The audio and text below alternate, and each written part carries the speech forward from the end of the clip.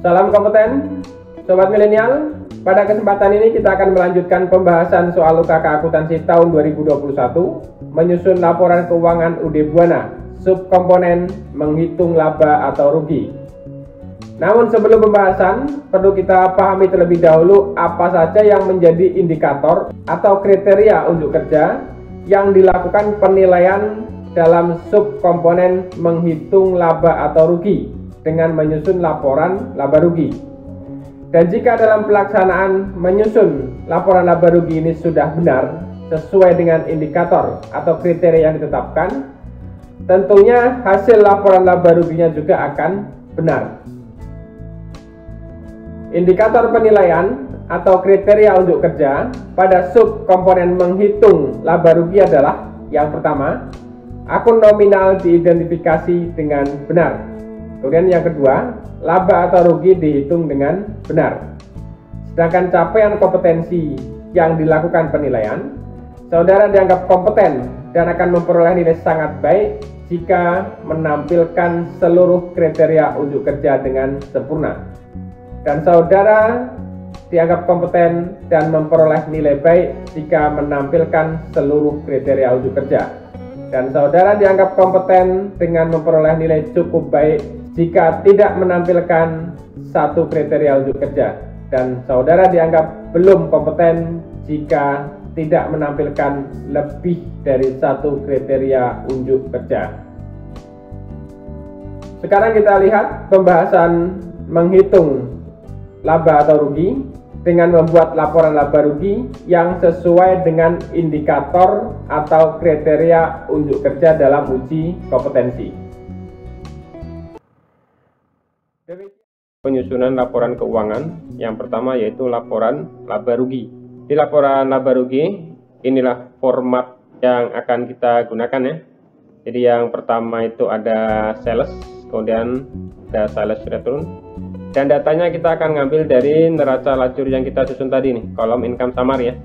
Ya biar lebih mudah kita split lagi monitornya ya. Kita ambil sini neraca lajur.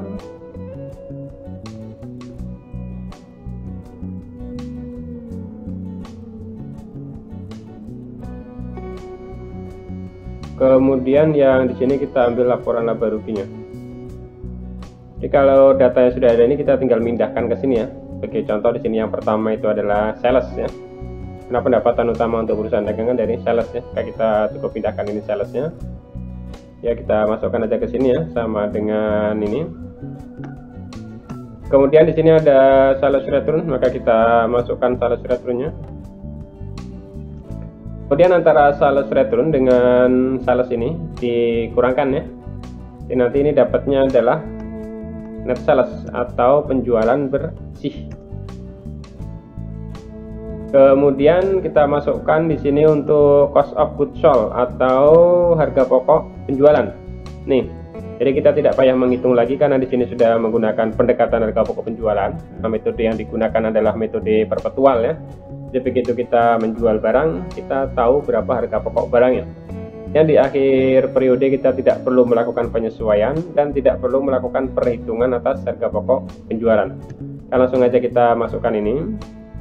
Dan di bawahnya di sini ada biaya angkut atau freight paid ya. Ini biaya angkut artinya, biaya angkut pembelian. Kemudian ini ditambahkan nanti akan menjadi total cost of goods sold ya. Kemudian antara net sales dengan total of goods sold ini dikurangkan, maka akan diperoleh yang namanya gross earning ya, atau laba kotor. Kemudian kita masukkan untuk operating expense atau biaya operasional ya, beban operasional. Di sini beban operasional ini dimulai dari yang akun kodenya 6, beban operasional nih ya, sampai sini berarti sampai other operating. Ini akunnya sudah saya buat di sini. Kemudian kita sekarang masukkan angkanya sama dengan dimulai dari sini ya, advertising ya, enter. Ini bisa saya kopikan ke bawah. Kemudian di sini bisa langsung kita jumlahkan.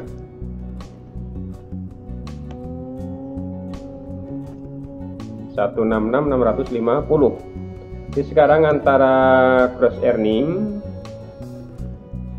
dikurang dengan total operating expense, ini dapatnya adalah net operating earning ya, atau laba bersih operasional. Kemudian di sini masih ada lagi di bawahnya, yaitu other revenues and expense atau beban dan pendapatan lainnya.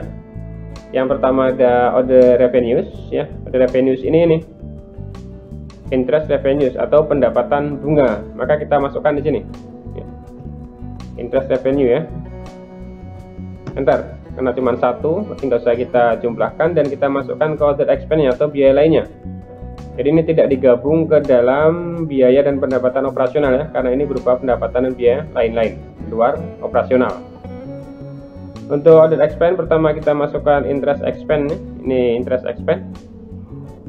Kemudian sini ada lagi bank service charge ya, kita masukkan. Kemudian jika sudah ini ditambahkan yang dua ini ya, 19.330 ini other expense nya. Berarti sekarang kita cari bersihnya berapa, karena ini ada pendapatan, ini ada beban ya, maka kita kurangkan.